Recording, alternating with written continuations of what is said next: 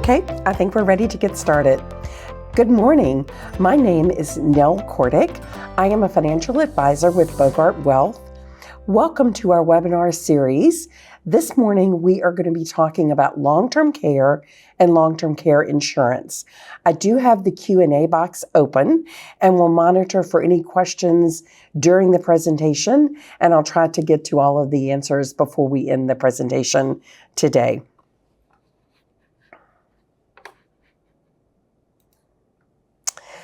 For those of you who might be new to our firm, our mission is to help clients achieve financial peace of mind by preserving and maximizing intergenerational wealth. A little background on us: we have about $2.8 billion of assets under advisement and about $2.5 billion of assets under management, working with almost 1,300 households. We are a registered investment advisor firm, which means that we are an independent fiduciary advisor working in your best interest. We custody our assets at Charles Schwab for your protection, and we are a fee-only wealth management firm. Bogart Wealth has financial advisors that are located in both McLean, Virginia, and in Houston, and we work with clients in numerous states across the country. We also have a full operations and financial planning team in our Virginia and Texas offices. And we manage our investments in-house and also work with a local CPA firm in Texas to help our clients with their tax preparation needs. Bogart Wealth's headquarters are located in McLean, Virginia. In addition, we have 2 offices in Houston, one in Gessner and one in the Woodlands. We produce a number of educational webinars throughout the year. We invite you to join future webinars as well. On our website, bogartwealth.com, we do have some recorded versions of previous webinars that you may want to review. Because this presentation is going to cover insurance topics, wanted to mention and to review this disclaimer because I do think it seems appropriate. Wanted to make sure that you understand that we do not sell insurance products. I am a certified financial planner and familiar with insurance topics to discuss them, but we do not actually sell long-term care insurance or any other insurance products.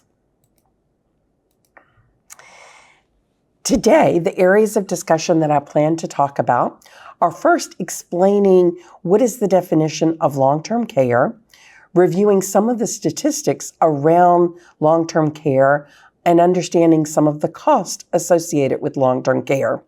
Second, we want to discuss some of the funding options if long-term care becomes necessary. And third, wanted to just understand long-term care insurance to a greater extent.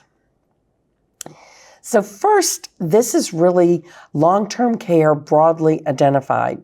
Not everyone who needs long-term care will end up in assisted living or in a nursing home. And so perhaps a better way to phrase the question is, what percentage of people who purchase long-term care insurance will utilize their policy at some point before they die? The lifetime chance that someone who buys a policy at age 60 and will use their policy before they die is 50%. For someone with a 90-day elimination period, the lifetime chance of someone buying coverage at age 60 and using policy benefits is 35%. So 35% will use their coverage and perhaps around 65% will not. While these numbers vary for various age brackets, the actuaries studied that they do not vary all that much. If you buy at older ages, the likelihood that you will utilize your policy will increase slightly.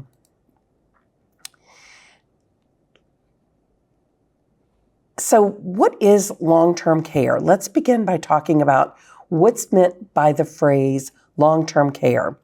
Long-term care refers to the ongoing services and support needed by people suffering from chronic health conditions or disabilities. There are 3 levels of ongoing care that someone might receive. The first level is skilled care, which is generally around-the-clock care provided by professional healthcare providers, such as nurses, therapists, or aides under a doctor's supervision. The next level of care is intermediate care, which is also provided by a professional healthcare provider, but on a less frequent basis than skilled care. And the third level of care is considered custodial or personal care, which is often provided by family caregivers, nurses' aides, or home healthcare workers who provide assistance with what are called activities of daily living, such as bathing, eating, and dressing. This is the most common type of long-term care. All three levels of long-term care can be provided in many different ways, including your own home, an assisted living facility, or a nursing home.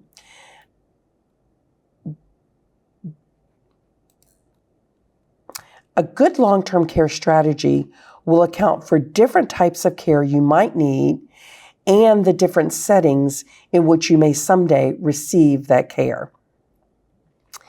The basic activities of daily living are defined as following: bathing, eating, dressing, toileting, continence, and transferring. Should you require assistance with 2 out of 6 of these activities of daily living, you will then be eligible for long-term care assistance. For example, if you have severe arthritis and are unable to dress or bathe without assistance, you could be eligible for benefits.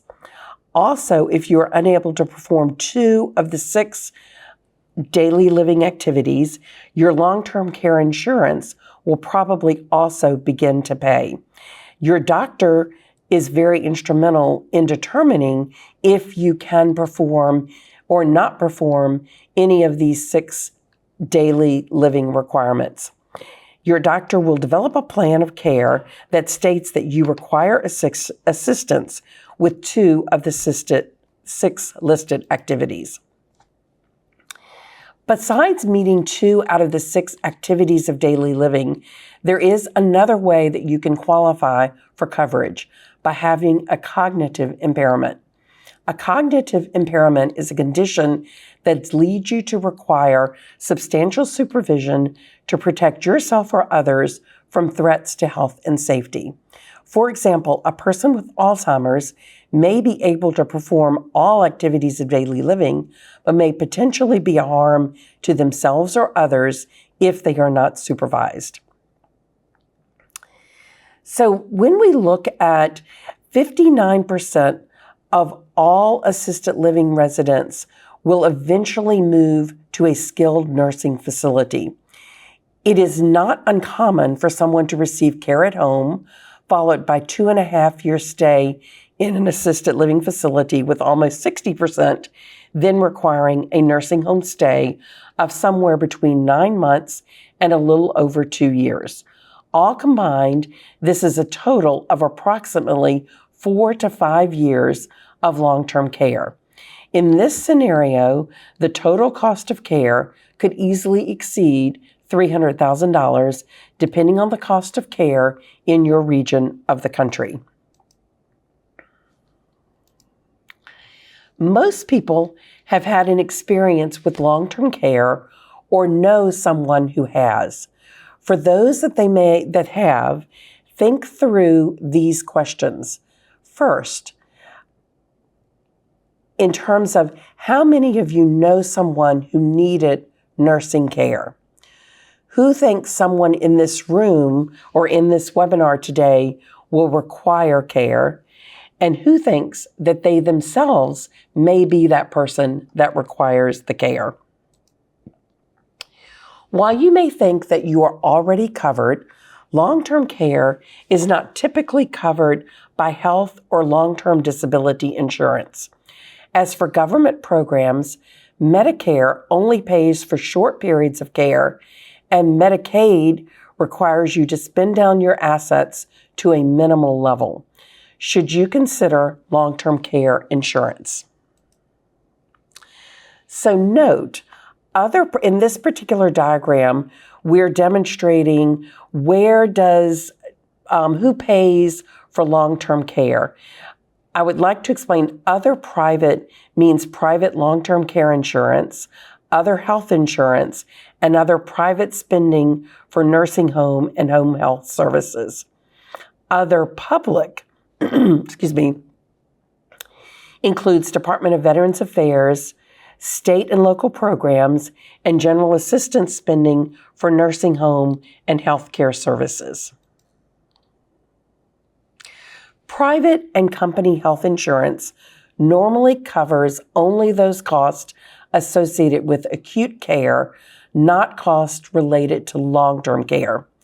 You can self-insure against the risk and either liquidate assets at the time of claim or set aside a large sum of money to cover the risk. Would it make sense for you to spend your savings for your long-term care? Is it important for you to have your spouse retain his or her current lifestyle? Do you want to pass your assets to your heirs? So, depending on answering those particular questions can determining if self-insuring is the best option for you. So the first option that we are looking at is paying for your long-term care out of pocket.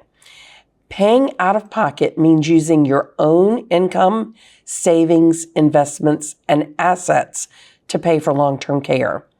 I like to call this the default option because most people don't actually decide that they're going to pay expenses themselves.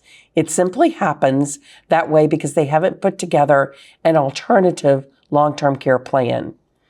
The major advantage of paying out of pocket for long-term care is that you have better control over where and how you receive care than with other options. For instance, a long-term care insurance policy may only cover home health workers who are licensed professionals. But when you're paying for care out of your own pocket, you can hire anyone that you want. Obviously, this flexibility is ideal if you can afford to pay for your own care indefinitely. But counting on being able to pay out of pocket is truly a gamble unless you're wealthy. You're betting that you'll be able to afford to pay for the care you'll need, often using the money you've saved for your retirement or for legacy to pass along to your heirs. But what if the gamble doesn't pay off and you deplete your life savings? Will you be able to sell assets that you hope to leave to your children or grandchildren or to a charity to raise the cash that you need? And keep in mind, too, that once your money is gone, you have few options. You may have to rely on family members for care and support or rely on Medicaid, a government program, to pay for your care.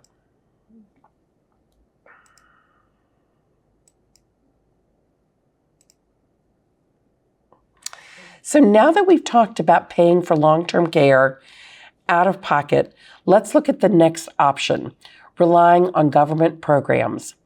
The first program I'd like to review is Medicare, the federal health insurance program for individuals age 65 and older. First, I'd like to clear up any misconceptions you may hear about Medicare and long-term care planning. Although many people believe that Medicare will pay for their long-term care, this just is not accurate. Medicare will only pay for the cost of skilled care for a relatively short period of time for those who qualify. For example, Medicare only pays for skilled nursing home care or physical therapy after you have been hospitalized for at least 3 days. After that, Medicare will pay the full cost of care for only 20 days and then will pay only part of the cost for an additional 80 days. And though Medicare provides some home health benefits, it does not cover personal or custodial care, the type of care many individuals need as they grow older. For example, Medicare may pay, at least in part, for the weeks of hospital and skilled nursing home care you'll need if you fell and broke your hip, but you can't count on it to cover the expenses should you need care indefinitely at home, in an assisted living facility, or in a nursing home. Because their names sound alike, Medicare is often confused with Medicaid, the joint federal-state program that many nursing home residents rely on to pay some of their long-term care expenses.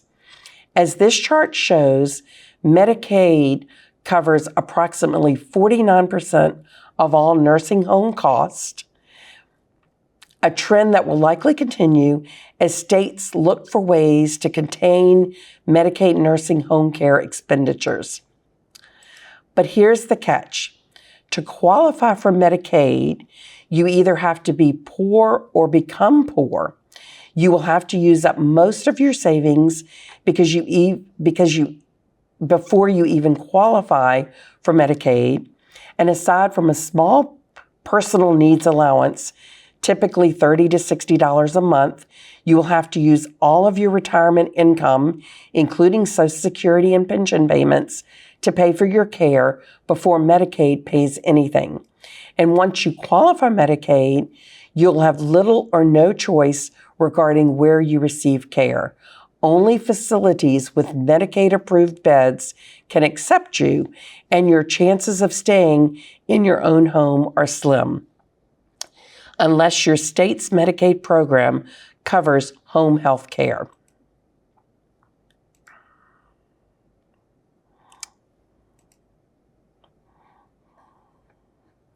Medicaid is also means-based, so it looks at what you're able to keep as far as assets.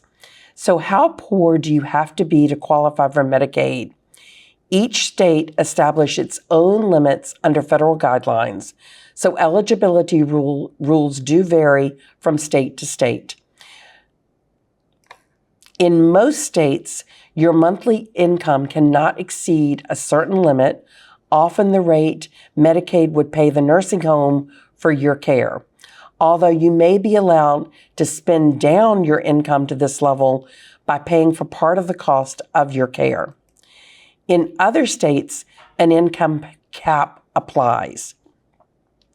If you apply for Medicaid in one of these states, you won't qualify for Medicaid if your gross monthly income is more than $2,022, and that was a statistic. They don't publish these continually, so that goes back to 2014. It would be a little bit higher now. This is a strict income limit. You cannot spend down your income to qualify for Medicaid in these states. And in most states, you won't qualify if you have more than $2,000 in assets. The term assets generally means anything that has a cash value, savings, investments, and real estate, for example. However, your spouse will be allowed to keep some of those assets if you are married. However, some assets are not counted for Medicaid eligibility purposes. These houses typically include your house while your spouse or dependent child is living there, or if you expect to return home, one car, household and personal belongings, a small amount of term life insurance, burial plot, and funeral expenses. But just because an asset is not counted by the state when determining whether you qualify for Medicaid doesn't mean that it will never be touched. The laws in your state may allow a lien to be placed on your home or other assets at the time you qualify for Medicaid, so that after you and your spouse pass away, the state can recover part of what was paid out in Medicaid benefits. To make sure that you qualify for Medicaid as soon as possible, should you ever need care, you may want to plan ahead by distributing or protecting your assets. For example, you may be able to use assets that normally count towards Medicaid eligibility, such as your personal savings, to purchase a limited amount of assets that are not counted, such as a small term life insurance policy. Another option that may be available in your state is to put your assets into an irrevocable trust. A final option is simply to give your assets away. But each of these Medicaid planning strategies may have very serious consequences, and you want to make sure that you are consulting with your financial advisor before taking these specific steps. The major benefit of Medicaid planning is that it can help you qualify for Medicaid as soon as possible. But there are other benefits as well. Medicaid planning can help protect a healthy spouse who may need a lot more than he or she is allowed to keep under the Medicaid rules to live comfortably. It can also help you preserve the assets you've spent years working to pass assets on to your children, your grandchildren, or to a charity, rather than watching them disappear within a few months of entering a nursing home. But Medicaid planning has some serious drawbacks. First, some people are uncomfortable engaging in Medicaid planning because they consider it to be unethical to give away or spend assets in order to qualify for a welfare program. Also, engaging in Medicaid planning often means permanently giving up the rights to some of your assets ahead of time, because planning is often done before you even apply for Medicaid. Another drawback to Medicaid planning is that Medicaid eligibility laws are complex. Medicaid planning is not a do-it-yourself affair because not all planning techniques are legal in all states. To plan correctly, you'll need expert advice from a qualified elder law attorney, and this is very important. Unfortunately, if you're not careful, giving away money or property can make you ineligible for Medicaid for a certain amount of time. Under federal law, when you apply for benefits and are receiving nursing home care, Medicaid has the right to look back at your finances for the previous 5 years. If you've transferred any assets within that look-back period for less than fair market value, even if you had no idea at the time that you would need long-term care, you will be ineligible for Medicaid until a certain amount of time has elapsed. This ineligibility period is determined by dividing the amount you gave away by the average cost of nursing home care in your area. To help you understand how this ineligibility period is calculated, let's take a look at this example. For instance, let's say that you own a home at the time you decide to enter a nursing home. You give your house to your son.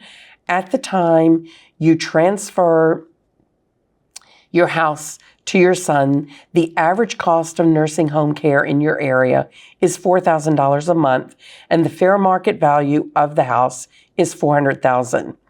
You divide $400,000 by $4,000, and this results in an ineligibility period of 100 months or more than 8 years before Medicaid would pay your nursing home bill. What this example highlights is the need to plan well ahead of time if you think there's any chance that you might need to qualify for Medicaid, especially if you want to pass along any of your assets to your family. Although a small transfer may only result in a month or two of ineligibility, a large transfer may result in years of ineligibility, and you'll need to come up with another way to handle your long-term care expenses in the meantime. One way to do this is to purchase long-term care insurance, the final option that I'd like to talk about today. But there's one option for paying for long-term care out of pocket that you may want to consider if you want to stay at home for as long as possible. This option, called a reverse mortgage or a home equity conversion loan, allows you to borrow against the equity in your home, then use the proceeds of the loan to hire caregivers or to make home modifications that can allow you to remain in your home. A reverse mortgage is different from other types of mortgages or equity loans because there are no mortgage payments to make. Instead, the lender expects to be repaid with high interest, of course, only when the home is sold or otherwise permanently vacated. There are drawbacks to consider.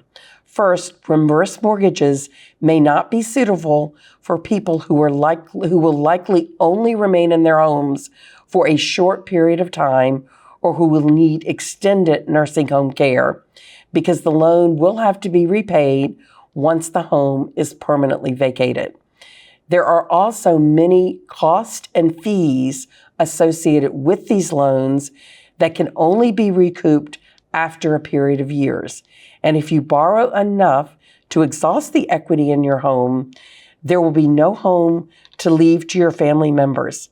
Still, a reverse mortgage may be a good option to consider if you are otherwise unable to afford home-based long-term care.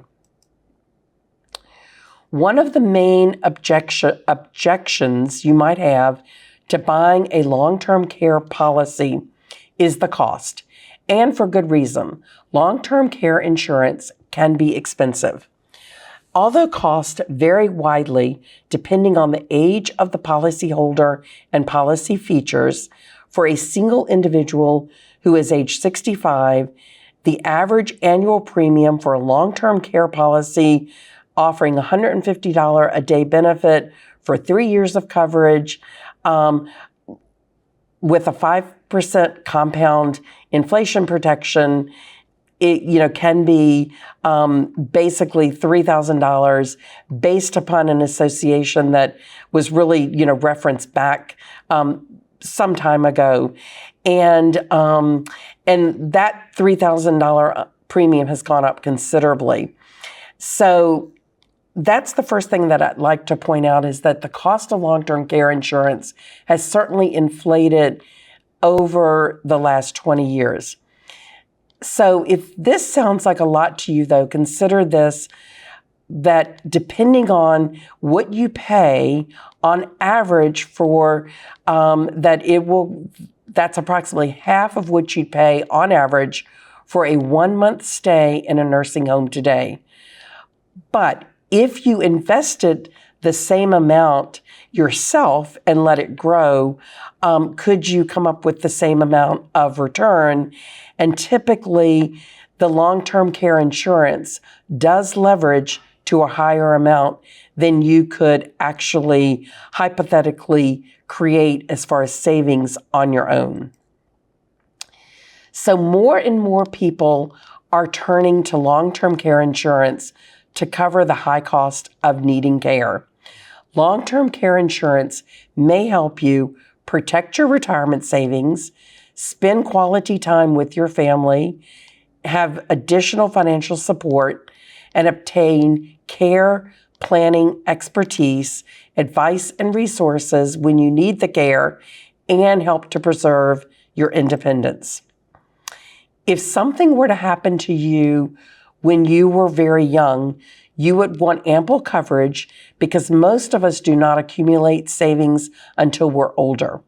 If something were to happen later in life, you'd want to be sure you could remain independent, protect your retirement assets, and maintain your family's well-being. Long-term care, though, is not just a need for those 65 and older. 41% of people receiving long-term care services are adults between the ages of 18 and 64. One of the challenges in planning for long-term care is accepting that you or a family member may need care in the future. Overcoming this hurdle is very important. The cost of long-term care insurance is based on your age and health when you apply, as well as the additional benefits you select on your policy. As a result, the annual premium that you would pay for a policy bought today may be significantly lower than what you would pay for a comparable policy purchased at an older age or if your health declines. Accumulating enough money for a comfortable and secure future is a lifelong endeavor for most people. Owning a long-term care insurance policy enables you to protect your assets for their intended purpose by providing you with a pool of money to help cover the cost of long-term care. By purchasing a long-term care policy with proper inflation protection today, you can face your future with confidence, knowing that your financial plan takes into account the risk of needing long-term care and that your coverage will grow to meet your future needs. Here is how long-term care insurance actually works. Your policy will pay benefits when your doctor certifies that you are unable to perform at least 2 of the activities of daily living, or you need continual supervision due to a severe cognitive impairment. And just as a reminder, those activities of daily living, which are called ADLs, are eating, bathing, dressing, continence, transferring, and toileting. The policy will pay benefits for services you receive in your home, in an assisted living facility, or in a nursing home, typically. However, it's important to, as you are looking at different types of policies, to make sure that they do cover for all of those places of living. And if you are like most people, a nursing home may be the last place that you will go. So long-term care insurance offers many stay-at-home features designed to help you get the care you need in the comfort of your own home. These may include help with household tasks like cleaning and meal prep, help with personal tasks like bathing and dressing, services provided by a visiting nurse or home healthcare aide, special equipment like a walker, wheelchair, or respirator, home modifications to enhance your ability to remain in your home. However, I do want to caution you, as you are looking at different policies, take the time to read the fine print to fully understand exactly what a policy will cover. Long-term care insurance does not replace the informal care your family may provide. Instead, it simply provides the assistance they need to care for you better and longer. Long-term care insurance may be an important part of your financial plan for the future. You already have many types of insurance to protect your assets. You have automobile insurance to protect your car. You have homeowners insurance to protect your home. You have life insurance to leave a legacy for your family. You have disability insurance if you are still working to protect your salary. So long-term care insurance is there to protect your retirement assets. Once you decide to buy long-term care insurance, you'll want a plan that provides the broadest coverage at a price you can afford. Policies vary widely, so it's important to make sure any policies you're comparing are alike. Although we can't cover everything today that you should look at, here are 5 key features to consider, obviously, which will affect the premium you pay. First,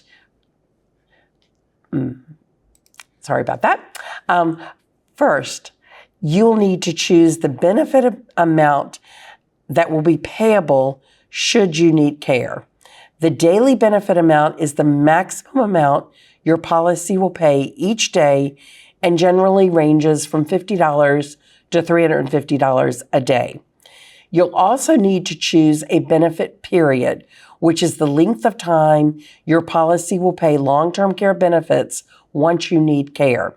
Most benefit periods range from 1 to 6 years, with some policies offering a lifetime benefit. If you cannot afford a lifetime benefit, you may want to choose a benefit period that will coordinate with the look-back period for Medicaid for the 5 years. In addition, every long-term care policy allows you to choose an elimination period, the number of days before the benefit will actually begin for you. Most policy offer periods around a 90-day elimination period. Where you might want to receive care in the future is also another important consideration. Although you can purchase bare bones policies that only cover nursing home cost, many policies cover cost in a variety of settings, including the aforementioned earlier: your home, an assisted living facility, an adult daycare facility, or a nursing home. You'll also need to decide whether or not you want inflation protection. With inflation protection, your benefit will increase by a certain percentage every year. Inflation protection is an optional feature and will make your premium rise significantly. But it's important to have if you want coverage to keep up with rising cost. You may be wondering why you should consider purchasing long-term care insurance at the present time, if you're young and still healthy. 3 good reasons is that accidents and illnesses requiring long-term care services can strike people at any age. The cost is based on your age when you buy your policy. That means every year you wait, the cost may go up. Third, your ability to qualify for a policy is based on your current health. And if your health changes tomorrow, you may not be able to purchase the long-term care policy at any price. Let's review looking at self-insuring involving a female, non-smoker, age 60. She has $100,000 in a CD. In her mind, the CD is stashed away for a rainy day. If she needs it for long-term care, she'll use it. By self-insuring, she has control of her assets, but we could be in a low interest rate environment. No additional premiums that she has to pay, but she has a limited funds available for the long-term care. She has assets for her children if she does not use the money. However, she should consider taxes that she has to pay on the interest that's earned and what would happen to other legacy assets if she uses these funds for her care. The risk that she is considering is, will this be enough to cover her long-term care expenses? So then let's look to see what happens if the same client uses the $100,000 policy to purchase a long-term care policy that has several different features and benefits that will make some assumptions. So first of all, she would maintain control of her assets because in certain cases, you can purchase a policy that does give some type of a money-back guarantee. In this particular case, you can buy policies that have no additional premiums to pay. She is also preserving assets for her children if she does not use the money because her policy pays some type of a death benefit. And if she needs long-term care, her long-term care benefits will have a multiple payout over the initial long-term care premium. Now, I've just described one of many types of long-term care policies that are out there. And this is where, again, there are numerous types of choices that you have. So in the event that you wanted to look at not an alternative to self-insuring, is that you're going to remain in control of your assets because, again, you've put money aside that has some type of a guarantee to get at least a minimum amount back for yourself or to provide a death benefit. If at any time you decide your policy is not right for you, you can request a return of your premium. If you never need care or only use a portion of the long-term care benefits, your policy pays a tax-free death benefit to your beneficiaries. And if you do need long-term care, your policy can provide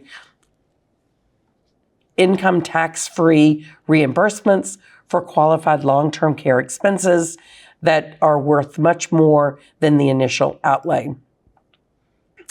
There's no deductible or elimination period. Your premiums never increase.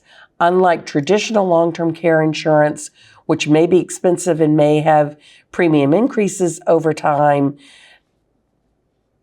these particular policies can be in place and not have those increases accordingly. Sometimes these particular types of policies can also offer international benefits that if you are somehow confined to a nursing home or assisted living facility outside of the U.S., the benefits can step in and pay accordingly. Again, I want to caution to really look very closely at every single type of long-term care benefit and what the policy is covering, what it is not covering, and seek to understand. Just to reiterate, there are lots of choices out there available. As we draw near to the end of the seminar, I do want to review a few of the reasons why you should begin planning for long-term care as soon as possible. Of course, it's never too late to plan, but here is why planning as early as possible makes a lot of sense. So first, it's hard to understand that if your health deteriorates for any reason, it is virtually impossible to get long-term care coverage. Another reason to begin planning is to allow yourself enough time to also plan for Medicaid if in fact that is something you need to consider. And finally, by making decisions today about long-term care, you are relieving your family of the burden of having to make decisions later. Keep in mind that when confronted with a crisis, people often make wrong decisions based on emotion, and that can lead to family conflicts and inadequate care. So basically, when we look at next steps, what are your next steps? First, you want to think about planning for long-term care is really part of your overall financial plan and financial planning strategy. You do want to talk with a licensed insurance representative because, again, there are a myriad of choices. You want to make sure that the right policy is customized for you specifically. And when you consider a funding solution, make sure that it has the features that you need. When you are looking at thinking about long-term care planning, you want to explore services and cost in your area. There are a number of resources, a number of sites that are out there that can discuss exactly what the costs are in any area of the country. And I think that on the Genworth site, they have a very good calculator based upon different localities of what the costs would be. And also, if you plan to move in retirement, that may also affect the cost of your long-term care. You want to also think about understanding what your total financial picture looks like, putting it in place into a financial plan. Talk with your family about the plans, and then compare options both with your financial planner, as well as your attorney, because you want to understand how it affects your entire picture before making a long-term care decision. And you want to also make sure that all of your legal documents are in place, meaning your healthcare directives are in line with what your long-term care plan is established in that regard. So when you are thinking about, looking at selecting an advisor. This is really just an overview of making sure that your advisor understands long-term care planning and can fit that into your overall plan. That's a very important factor in that regard. We also would like to welcome the opportunity to talk with you one-on-one. We have the capabilities of using our financial planning software to run scenarios where it would show you actually self-insuring yourself or using an alternative plan. It would put in the cost as well as what the benefit is, along with whether or not there is a long-term care event. So we do welcome the opportunity to meet with you one-on-one. I want to also emphasize that everyone is unique in their plan. Everyone is unique in their long-term care situation. And so it's important to do an individual component for yourself. The other thing that I'd like to just add before we finish up is the important things as far as when you are choosing a long-term care provider. Do your homework and understand the strength of that provider. You want that insurance carrier to be there in 20 to 30 years when you need that benefit to pay out. You also want to understand, is the policy, is there a chance that there would be a premium that increases at any point? And if so, how is that determined? You also want to understand, is there a possibility that your benefits could decrease at certain ages? That's also very important. And then is there a possibility that if there is a death benefit associated with the policy, could the death benefit also decrease, and under what circumstances? So when you're considering it, there are a lot of facets to look at. Make sure you're talking with an investment professional. Make sure you're talking with your financial planner. Make sure you're talking with your attorney, and that they all have a coordinated look of understanding long-term care insurance with you. So with that, I do thank you for your time today. We do appreciate your time with us, and we look forward to working with and meeting with you in the future, and welcome you to joining our future webinars accordingly. Thank you so much.